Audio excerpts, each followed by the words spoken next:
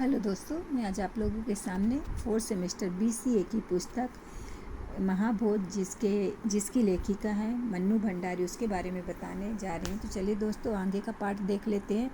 जब आपकी प्रतीक्षा नहीं करते, अपनी कही बात ही उनके लिए अंतिम होती है। सरबत का आदेश फ़ोन के तार पर चढ़कर भीतर चला गया तो उन्होंने नजरें शून्य में टांग दी। गर्दन जरूर उनकी बड़े नामालूम से झटकों के आगे पीछे झूलने लगी। नजरें उनकी शून्य में ही एक अनदेखा सा नक्शा तैयार करने लगी। नक्शे की एक हल्की सी रूपरेखा उभरी तो चेहरे पर क्षण भर के लिए चमक सी आ गई, पर उसे बाखूबी जब्त कर गए दास साहब। लखन अच्छी तरह जानता है कि दास साहब की नज़रें जब शून्य में गड़ जाती हैं तो समझ लो वे खुद समस्या में गहरे धंस गए हैं, और जब धंसे हैं तो कोई ना कोई सिर पैर तो खोज कर लाएंगे ही।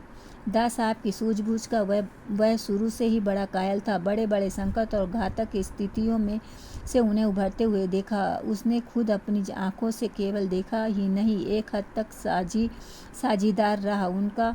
पर बस एक यही साधुई मुद्रा खिंचा देती है उसे। नौकर आया तो बिना जरा भी आवाज़ किए उसने अपना गिलास ले लिया। किसी तरह का व्यवधान नहीं डालना चाहता था वह इस समय। थोड़ी देर बाद दास साहब ने अपनी नज़रें शून्य से खींचकर लखन सिंह के चेहरे पर गड़ा दी।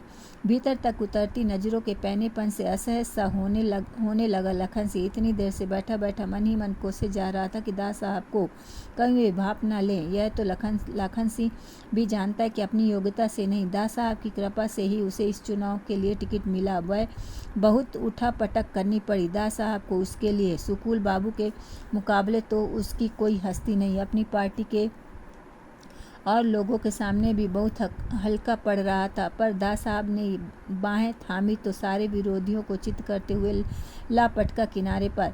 वरना उसकी अपनी लियाकत तो पार्टी दफ्तर में कुर्सी यहाँ उठाने बिछाने तक की है। यही उसका इतिहास भी रहा, और यदि वह चुनाव जीता तो वह दास साहब की सूझबूझ और प्रयत्न से ही होगा। पर अब तो कोई उम्मीद ही नहीं है। फिर भी क्या नाम है इस लड़के का जो मरा है? समाधि से उबरते हुए दास साहब ने पूछा। विश्वेश्वर, बिशु कहते हैं गांव वाले। ठंडी तासीर वाला शरबत पीकर लाखन सिंह की आवाज़ में घुली खींच और निराश कम हुई। जाने क्यों उसे बार बार लग रहा था कि खेलने से पहले वह बाजी हार गया। कितना तो सीधा सा हिसाब था। पता नहीं दास साहब कैसे चूक गए। चंद क्षणों के लिए फिर मौन, और दास साहब की नज़रें शून्य में। यह लड़का 8 महीने पहले ही तो जेल से छूटकर आया था ना। 4 साल तक काटी है इसने जेल। आपको कैसे मालूम? लखन हैरान हो आया। तो दास साहब सक्रिय हो चुके और इस दिशा में। मालूम तो करना ही होता है भाई। ना मालूम करने से जिस पद पर बैठा हूँ उसके साथ न्याय कर सकता हूँ भला? पर इतना सुनकर लखन के चेहरे पर अटका सवालिया निशान जैसा का तैसा बना रहा। तो दास साहब बोले, DIG ने फ़ोन किया था सवेरे। क्या बताया? सब कुछ जान लेने की उत्सुकता ने एकदम अधीर कर दिया लखन को। किस बारे में? यही बिशु की मौत के बारे में। मालूम हुआ इस केस के सारे कागजात DIG के पास पहुंच गए हैं। दास साहब ने केवल गर्दन हिला दी। आपने कोई आदेश नहीं दिया? मेरा मतलब कोई संकेत की रिपोर्ट तैयार करते समय। दास साहब ने नज़र मिलाते ही लखन का वाक्य अधूरा रह गया। कैसी बात कर रहे हो लखन? थोड़ी सख्त आवाज़ में दा साहब ने कहा। पुलिस वालों का काम है कि बयानों और प्रमाणों के आधार पर रिपोर्ट तैयार करे, और ईमानदारी से करे। इसी बात की तनख्वाह दी जाती है उन्हें। ऊपर से आदेश थोपा जाएगा तो न्याय कैसे करेंगे? इन्हीं स्थितियों के खिलाफ लड़ने के लिए तो इतनी बड़ी क्रांति की हमने, और तुम।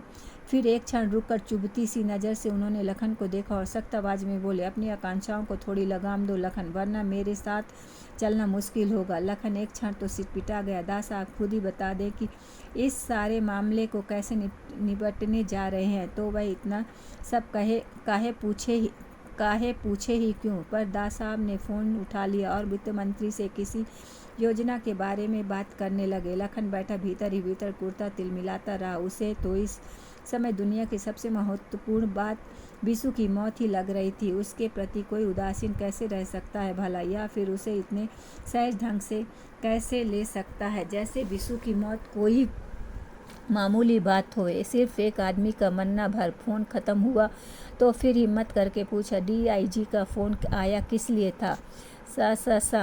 साहब अपने को लेकर परेशान है। वह भी प्रमोशन के लिए झटपटा रहा है। स्वभाव है आदमी का जो जहाँ है वहाँ से संतुष्ट नहीं, और चाहिए। पर आईजी का तबादला तो रुक गया, तब इसका प्रमोशन कैसे होगा? लखन की हर बात में शंका लिपटी जिज्ञासा कायम है बदस्तूर, पर उस ओर से एकदम लापरवाह हो। दास साहब ढंग से ही बात कर रहे हैं, मैं ही रोके हुए था अब तक। माना थोड़ी बहुत ज्यादतियाँ की उसने, पर क्या करता, मजबूर था बेचारा। ऊपर से हुक्म आता उसे बजाना पड़ता। गुलामी आत्मा का क्षय तो करती ही है। वैसे आदमी तो अच्छा ही था। आगजनी वाले मामले में वाक्य पूरा नहीं करने दिया दास साहब ने बीच में ही बोले, क्या करे, हमारे पास भी ऊपर से आदेश आया कि तबादला करो। यह ऊपर का चक्कर ही बुरा होता है तो प्रमोट हो रहे हैं डीआईजी। लखन के मन में एक क्षण को कुछ कौंधा। वह भूल ही गया था कि अभी दास साहब से फटकार खा चुका है। उमक कर बोला, तब तो आप बुलाकर इशारा।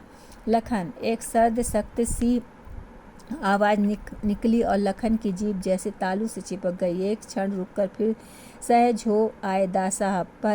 पद के प्रलोभन से इतनी अविवेकी मत बनो। कर्मचारियों को इस तरह के आदेश देना, उनके अधिकार में हस्तक्षेप करना, मुझसे ऐसा होगा नहीं भाई। मैं तो चाहता हूँ कि सबको अपने अपने अधिकार सौंपकर अपने अधिकारों को शून्य में बदल दूँ, तब कुछ नहीं होने का। लखन का स्वर गहरी हताशा में डूबा हुआ था। ठीक है, फंसे जोरावर, मैंने तो पिछली बार ही कहा था कि इसको बचाना बहुत बड़ी गलती होगी। अब तो तुम तो बहुत बड़े मूर्ख हो भाई, जब से एक ही बात पीछे जा रहे हो। भला बताओ मैं कौन होता हूँ बचाने वाला? वह कानून का मामला था, लोगों ने गवाही नहीं दी, पुलिस प्रमाण नहीं जुटा सकी, तो कैसे कुछ होगा?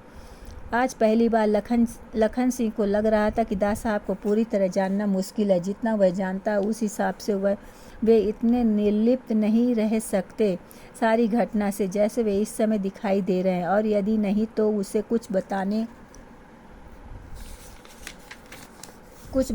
को क्यों नहीं? उनके चुनाव के दिनों में कैसे जान झोंक कर काम किया था उसने। आज उसका मौका आया तो गांधी बाबा बनकर बैठ गए। बहुत जल्दी हौसला पस्त हो जाता है तुम्हारा, अच्छी बात नहीं है यह। लखन के भीतर की बेचैनी और घबराहट को भांप कर स्नेहिल नज़रों से उसे सहलाया दास साहब ने। क्या जवाब दे लखन सिंह?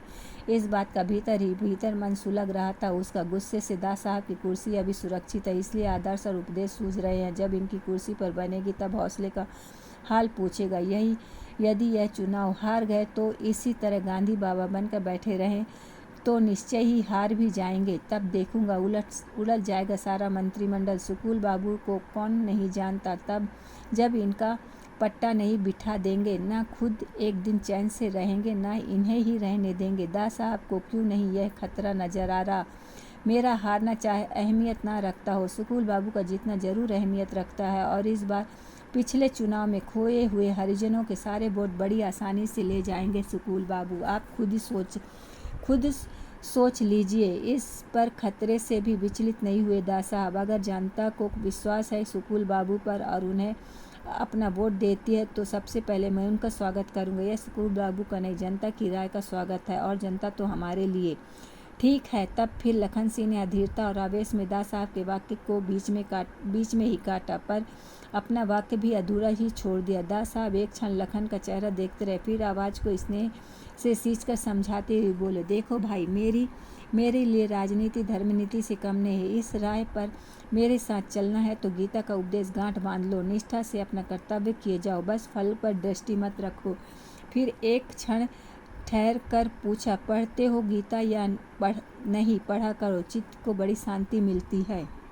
धन्यवाद दोस्तों।